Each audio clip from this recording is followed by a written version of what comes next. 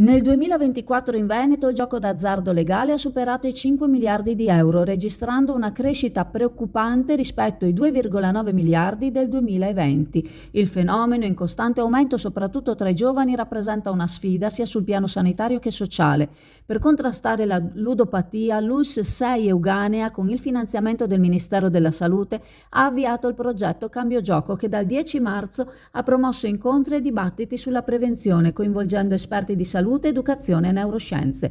L'iniziativa si è conclusa ieri a Padova alla presenza dell'assessore regionale alla sanità Manuela Lanzarin, del direttore generale dell'ULSS Paolo Fortuna e di altri rappresentanti istituzionali. Lanzarin ha sottolineato l'importanza della prevenzione e dell'intercettazione precoce del disturbo da gioco d'azzardo, ricordando che dal 2019 la Regione Veneto dispone di una legge dedicata che regolamenta prevenzione, cura e riabilitazione.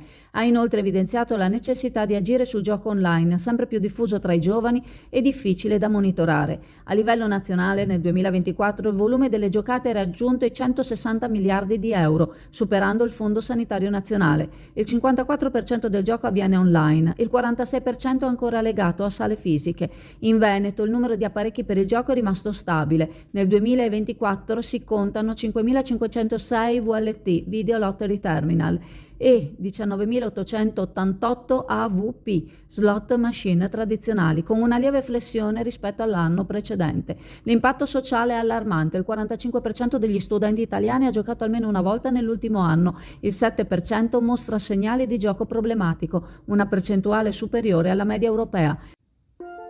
Protecta, scelta sempre da più famiglie e imprese per proteggere la propria casa e la propria attività dai furti e per vivere con maggior serenità. Tecnologie avanzate, monitoraggio professionale ed esperti pronti a intervenire in qualsiasi momento. Solo 60 secondi dalla verifica dell'intrusione all'invio delle forze dell'ordine. Contatta Protecta per un consulto adatto alle tue esigenze. 800 778 779. Affidati a Protecta, sempre al tuo fianco.